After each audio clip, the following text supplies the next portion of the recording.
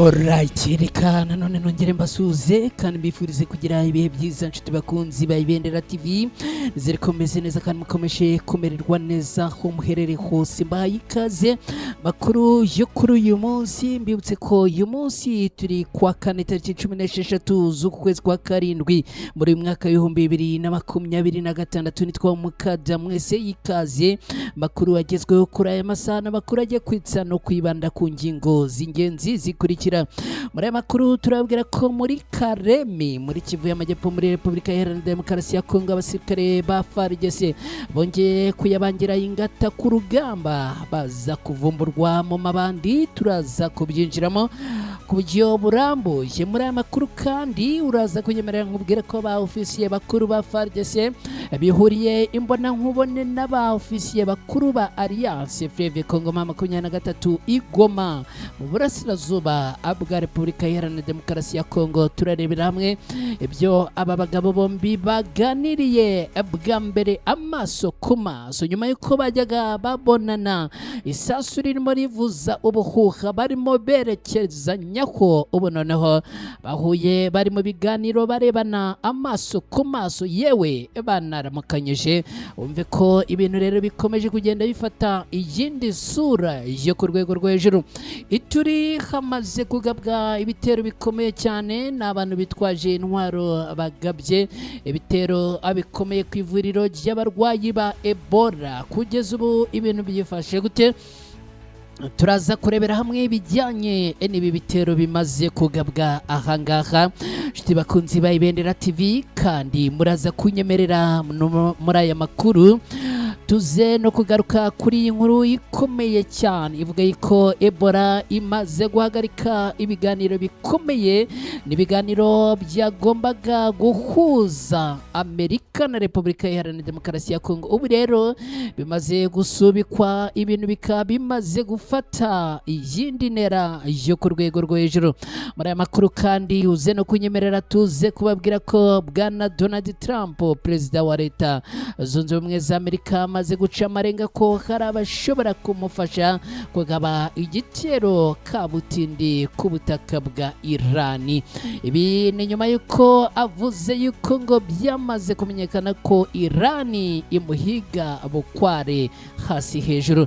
Turaza kwerekeza mu gihugu cy'Ubufaransa. Kugeza ubu mu Bufaransa hari abashyigikiye ko abarembye bajya bahuhurwa. Aba ni bande rero? Ndaje nabyo tubyinjiremo ku buryo burambuye. Ariko se kugira ngo urembye ahuhurwe bisaba ko abarembye ku ruhe rugero? Ese ibi ibije gute? Ibi byose rero nibyo tugiye kugarukaho muri aya makuru yacu hano ku Ibendera TV. Muri aka kanya n'amakuru birumvikana tugiye gusangira kandi tugiye gufatanya. Niyo mpamvu nongera kugusaba niba wamaze kugera hano aya makuru kuyagiramo uruhare biroroshye cyane. Ni like yawe ukayiterekaho, ubundi ukicara ugatera agatebe amakuru nk'aya kugezaho gatanu kuri kagenzi kako. Ikindi kandi nongera kukubwira no kukwibutsa, niba ari ubwa mbere ugeze hano ku Ibendera TV, ndongera ngusabe unkorere like, uraza kuba ugeze neza. Ntabwo rero turi butinde mwese mubikora, nanjye nsoma ku mazi. Nyuma mu kanya gato cyane ngaruke duhita twinjira muri aya makuru ku buryo burambuye.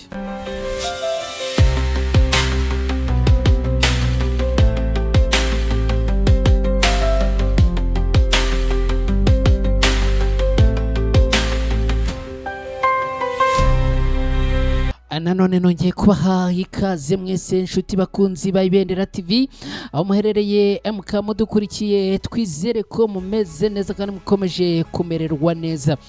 Reka twizere ko abantu muherereye mu Rwanda, Repubulika Iharanira Demokarasi ya Kongo, Burundi, Uganda, Kenya, Tanzania, Sudani, Malawi na Mozambique n'ahandi muri Afrika mumeze neza.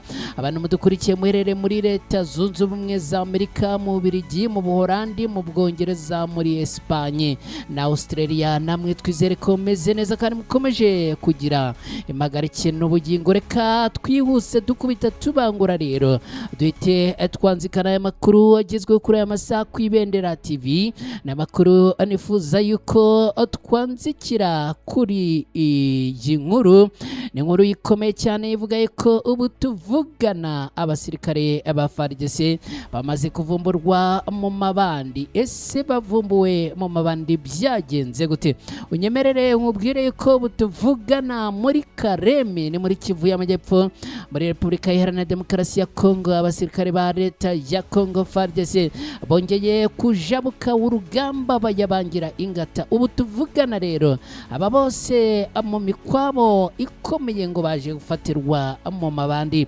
Ni igisirikare cya Repubulika Iharanira Demokarasi ya Kongo kivuga yuko cyafunze abasirikare benshi baheruka guhunga urugamba rwabereye mu bice bikikije Minembwe mu ntara Kivu y'Amajyepfo aberekeza mu mujyi wa Karemi mu ntara ya Tanganyika, aho abaje gufatwa bakaba bivugwa yuko ngo bafatiwe mu mabandi. Alliance Fleuve Congo 23 ubwo yafataga Minembwe, abasirikare ba FARDC, abarundi, abarwanyi ba Wazalendo, abacancuro n'abandi bari muri ibyo bice bahise bakwira imishwaro berekeza muri Karemi. Nubwo bimeze bityo ariko abari muri Karemi nabo bahisemo kwanga kujya ku rugamba, ahubwo amaguru abayabangira ingata. Mu kiganiro rero cyagiye hagaragara biravugwa yuko impamvu aba basirikare ngo bahisemo kwiruka aruko ngo barambiwe intambara. Amakuru avuga yuko ngo bamaze kurambirwa kwirirwa barasana n'uruhande rw'abarwanyi b'intare za Sarambwe, ku rundi ruhande kandi bakavuga yuko ngo barimo kurasana n'abavandimwe babo cyangwa se n'abagenzi babo. Amwe mu makuru aturuka aha muri Kivu y'Amajyepfo, aturuka mu baturage no mu mboni zitandukanye, agira ati si bya bindi byo kuvuga ngo babuze ibiryo ku rugamba, ntibikiri bya bindi ngo ntitumenye amakuru y'aho abayobozi bacu bari, ntibikiri bya bindi ngo amafaranga agenewe abasirikare kanaka bayatwaye. Ni kiriya kintu bavuga ngo guhangayika cyangwa kunanirwa bikomeye, haba mu mbaraga z'umubiri no mu mutwe. FARDC zose zoherejwe ku rugamba kuva Bunagana zirananiwe bikomeye cyane, n'Abazalendo bamaze kunanirwa. Ibyo rero nibyo ngo birimo gutuma n'ubundi bahunga urugamba.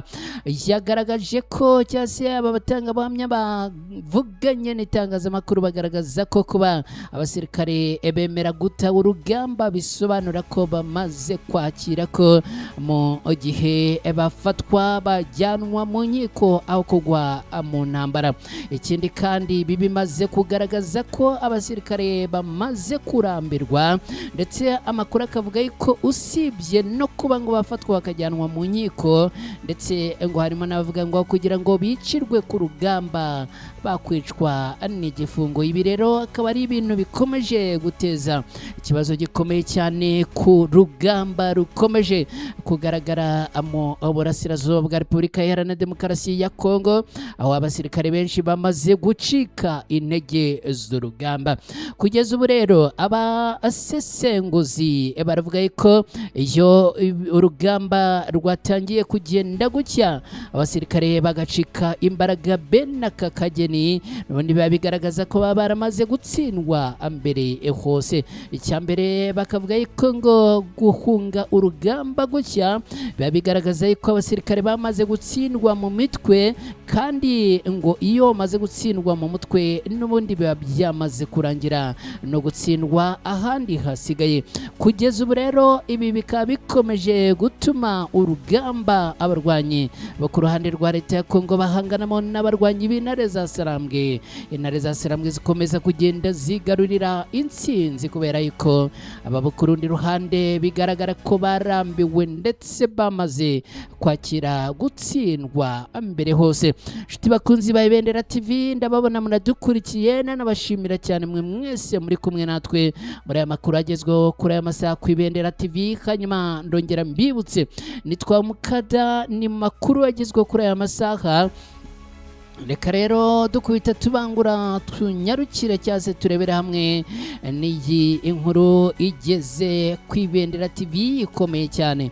Unyemerere nkubwire ko ubu tuvugana abarwanyi cyase abofisiye bakuru ba FARDC bamaze kugera i Goma ndetse bakaba bahuye amaso ku maso n'abofisiye bakuru ba Alliance Fleuve Congo 23 ba ofisiye bakuru bo mu ngabo za Repubulika Iharanira Demokarasi ya Congo FARDC baherutse koherezwa i Goma mu rwego rwishyirwa mu bikorwa ry'amasezerano y'agahenge hagati ya guverinoma ya Kinshasa na Alliance Fleuve Congo 23. Kuri uyu wa kane bahuye ku mugaragaro n'abahagarariye Alliance Fleuve Congo 23 mu nama yabereye i Goma mu burasirazuba bw'iki gihugu.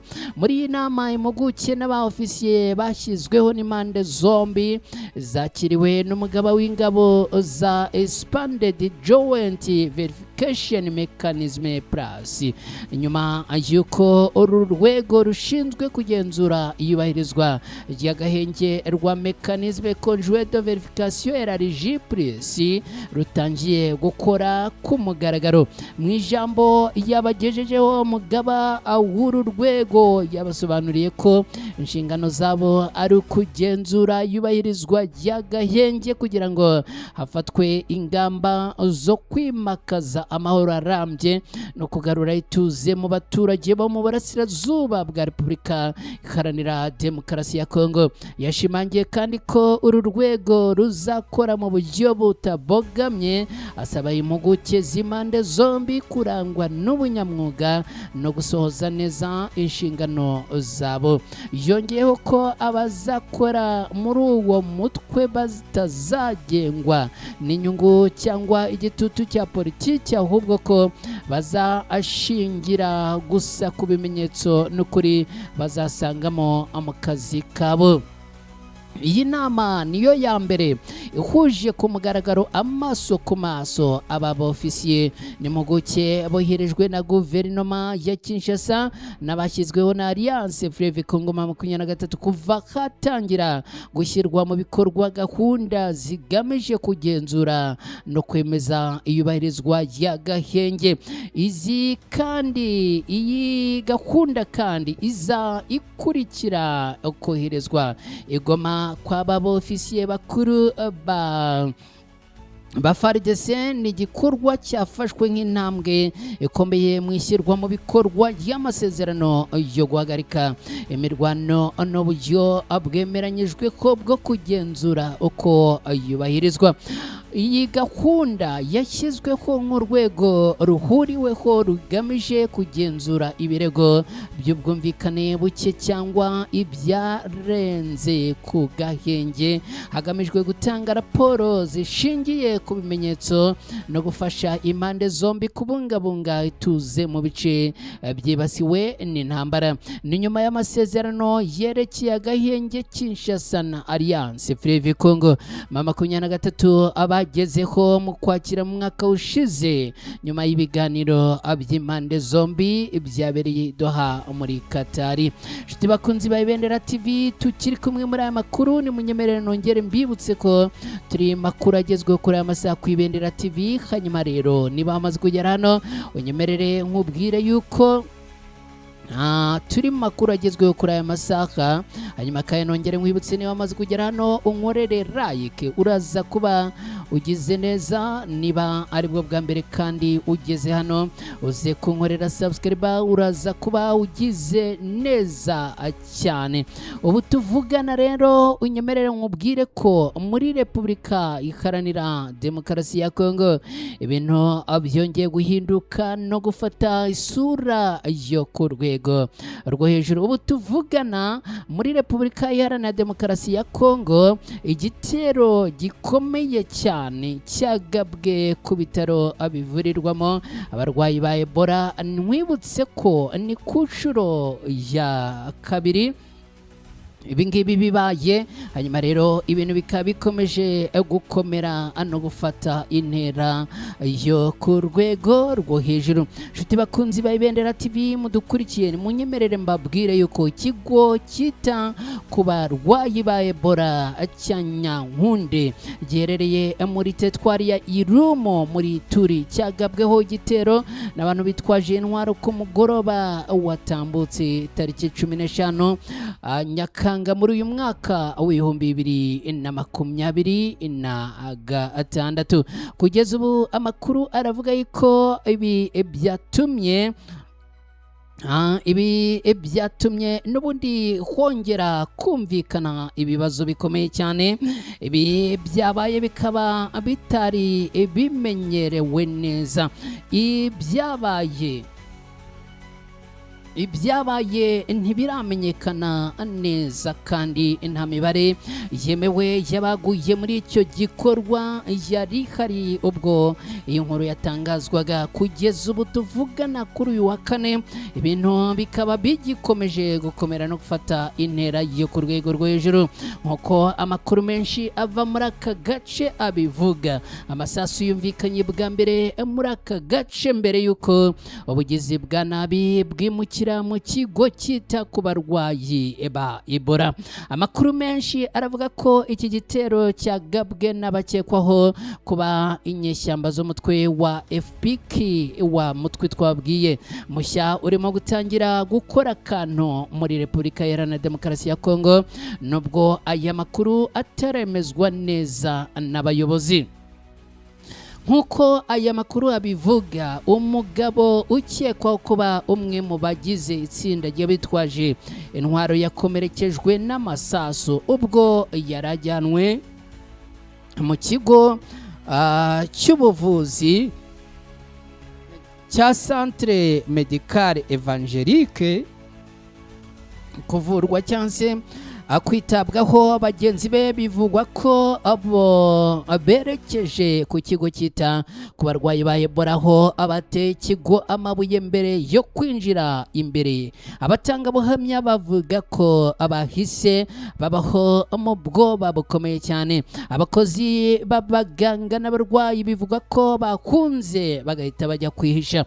Umukozi mu by'ubuzima warura ko hano yagize ati, nari mfite ubwoba urupfu rumaze kumusha. Amakuru ataremezwa neza aragaragaza ko hashobora kuba hari abapfuye.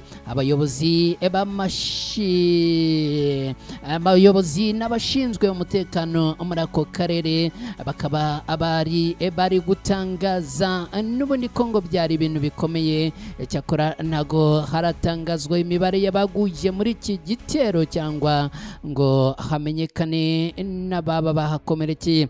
Iki gitero giteye impungenge zikomeye ku ngaruka zacyo ku ikwirakwizwa ry'icyorezo cya Ebola. Gutatana kw'abarwayi n'abakozi bo kwa muganga bishobora gushyira mu kaga ibikorwa byo kwita ku barwayi no kongera ibyago byo gukwirakwira kw'iyi ndwara. Mu itangazo ryashyizwe ahagaragara, umunyapolitiki akaba n'umwe mu batavuga rumwe n'ubutegetsi ni Moise Buafa yamaganye iki gitero. Yasabye abayobozi kurinda ikigo cy'ubuvuzi cya Nyankunde, kurinda abaturage n'amatsinda y'abaganga no gukomeza kwita ku ngamba zijyanye no guhangana n'iki cyorezo mu rwego rwo kugira ngo harindwe ubuzima bw'abaturage muri rusange. Ibi bikaba bikomeje gutuma rero muri Repubulika Iharanira Demokarasi ya Kongo ibintu bifata yindi sura yo ku rwego rwo hejuru, nyuma y'uko n'ubundi akomeje kugabwa ibitero bikomeye cyane ku bitaro, cyane cyane ibitaro bivurirwamo abarwayi ba Ebola. Ibi ngibi rero bikaba bishobora kuba impungenge zatuma iki cyorezo gikomeza gukwira mu bice bitandukanye no mu baturage benshi. Kugeza ubu OMS iratabariza iki gihugu cya Repubulika Iharanira Demokarasi ya Kongo, ivuga yuko icyorezo cya Ebola gikomeje kugenda gifata intera yo ku rwego rwo hejuru, ariko kandi ibintu bikaba bikomeje no gukomeza kuzamba biturutse kuri ibitero bimeze gutya. Nshuti bakunzi ba Ibendera TV, muranyemerera nanone nongere mbibutse ko turi makuru agezweho kuri aya masaha ku Ibendera TV. Niyo mpamvu ngusaba niba wamaze kugera hano ku Ibendera TV unkundire nkorerera ikuraza kuba ugize neza, niba aribwo bwa mbere uhageze nkorere subscribe uraza kuba ugize neza cyane. Icyorezo cya Ebola cyatumye ibiganiro bya Amerika na Repubulika Iharanira Demokarasi ya Kongo abisubikwa. Leta Zunze Ubumwe za Amerika na Repubulika Iharanira Demokarasi ya Kongo basubitse ibiganiro by'ubufatanye mu ubucuruzi no gutunganya amabuye y'agaciro kubera icyorezo cya Ebola yo mu bwoko bwa bundi bugo gikomeje gukaza umurego muri iki gihugu cya Repubulika Iharanira Demokarasi ya Kongo. Ishami ry'umuryango w'abibumbye rishinzwe ubuzima OMS rigaragaza ko Ebola iri gukwirakwira ku muvuduko udasanzwe, cyane cyane mu ntara ya Ituri. Ahandi yageze ni muri Kivu y'Amajyaruguru, Kivu y'Amajyepfo, Chopo naho Uwere. Minisiteri y'ubuzima muri Repubulika Iharanira Demokarasi ya Kongo igaragaza ko kugeza ku itariki 13 Nyakanga muri uyu mwaka w'ibihumbi 2026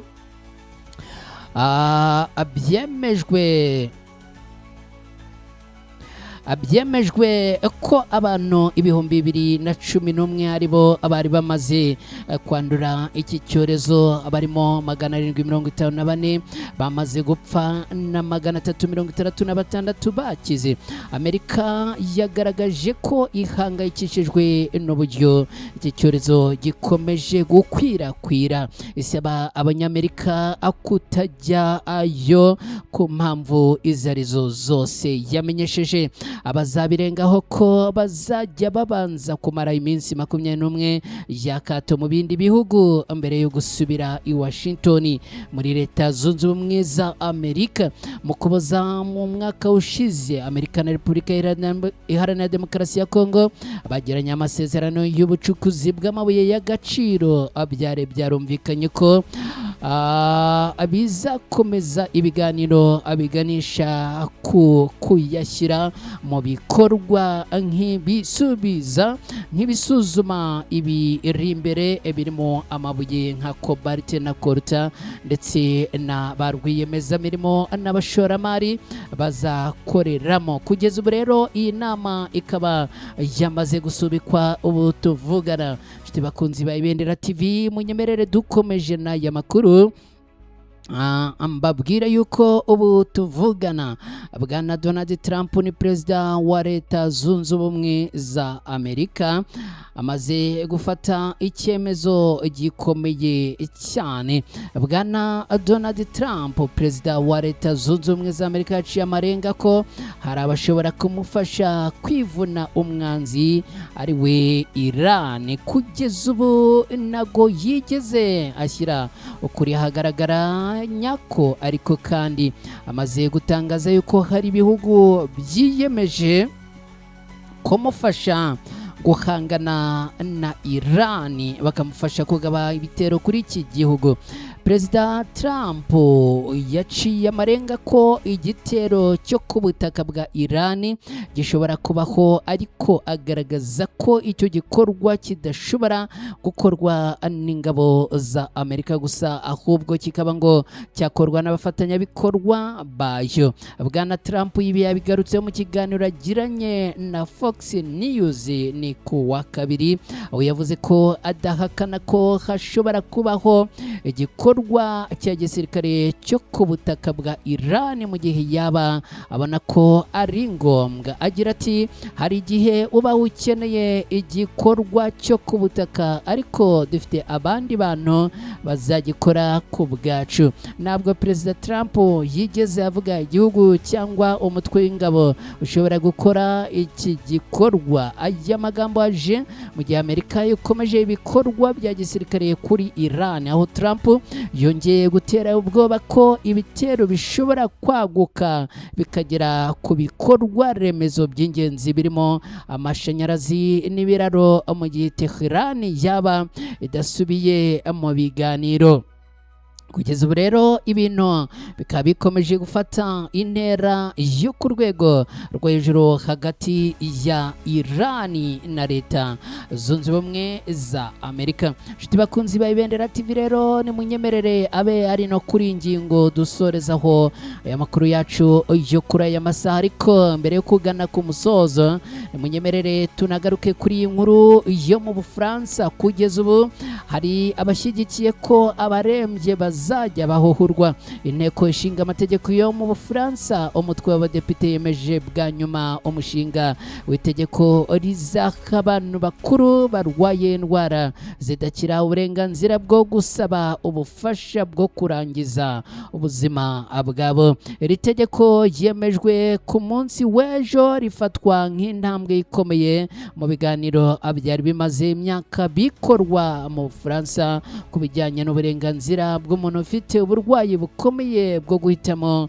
uburyo bwo gusoza ubuzima bwe. Bikaba rero byamaze kumenyekana ko abazajya bahuhurwa. Perezida w'Ubufaransa Emmanuel Macron wari warasezeranyije iri tegeko ubwo yiyamamarizaga manda ya kabiri mu mwaka w'ibihumbi 2022, yashimiye abadepite ku biganiro byubaka kandi byabaye mu bwubahane bagize kuri iki kibazo. Nshuti bakunzi ba Ibendera TV, twerekeje ku musozo w'aya makuru. Gutyo rero mwese mbashimire, mweze kubifuriza kugira ibihe byiza, mugubwe neza. Gahunda za Ibendera TV nazo zirakomeza. Mwese bye, ciao ciao.